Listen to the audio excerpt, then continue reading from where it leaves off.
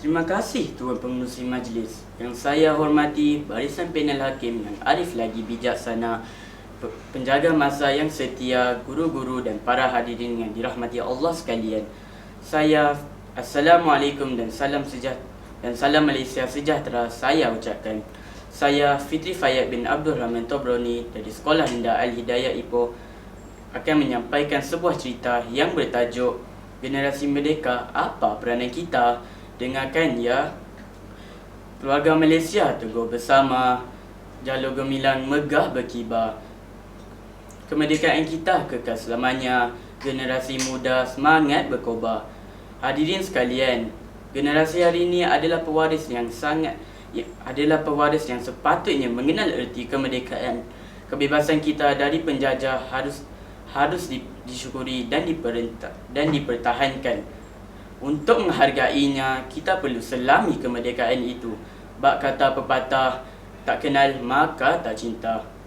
Hadirin sahabat-sahabat yang saya kasihi sekalian, pernahkah kalian menonton filem Sarjan Hassan, Bukit Kepong, Lieutenant Adnan atau yang paling terbaru dan paling meletup, Mat Kilau? Belum? Rugi sahabat sekalian. Filem-filem inilah yang menceritakan senario sebenar perjuangan tokoh-tokoh pejuang negara dalam membebaskan negara kita di tangan penjajah suatu masa dahulu. Mereka juga bermandi darah, keringat, malah ada di antara mereka yang gugur di medan perang. Pengorbanan mereka haruslah dipahat dalam generasi kita yang baru. Hadirin sekalian, kita juga boleh berkunjung ke tempat-tempat yang pastinya menyimpan 1001 kisah dari pelbagai kesan penjajahan. Setiap negeri pasti ada kesan-kesan yang boleh kita teladani. Misalnya di Melaka, Bandar Hilir mengingatkan kita kepada sejarah hitam pendudukan kuasa asing seperti Belanda, Portugis dan Inggeris. Sahabat, rakan taulan yang saya kasihi sekalian, meskipun usia kita masih mentah dalam mengenal erti kemerdekaan, namun itu tidak menghalang kita untuk jatuh cinta kepada tanah air ini. Oleh itu, saya sarankan kepada sahabat-sahabat untuk bergiat aktif dalam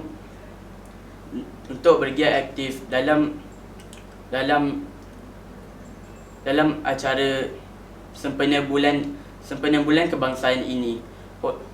Antaranya bercerita, melukis, berpakaian ragam dan lain-lain. Secara tidak langsung, aktiviti-aktiviti ini dapat memupuk semangat patriotik dan mengeratkan perpaduan di antara kaum di negara kita. Seterusnya, kita sebagai generasi merdeka seharusnya kekalkan kemerdekaan tersebut secara fizikal, emosi dan cara pemikiran kita. Ini kerana di zaman teknologi yang canggih ini, kita lebih terdedah dengan cara hidup yang tersasar jauh dari mata kita. Jadi jangan biarkan pemikiran kita dijajah oleh mereka kembali.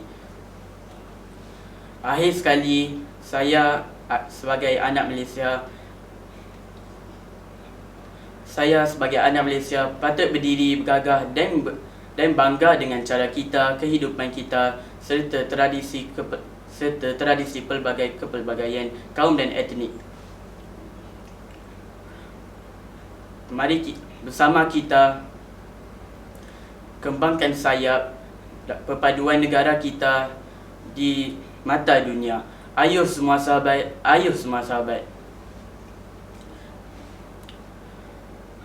Hadirin sekalian, sebelum kaki ini melangkah pergi, saya ingin menyeru kepada semua untuk menjadi generasi merdeka yang bijak, hidup secara harmoni dalam kepelbagaian yang wujud sejak dahulu lagi.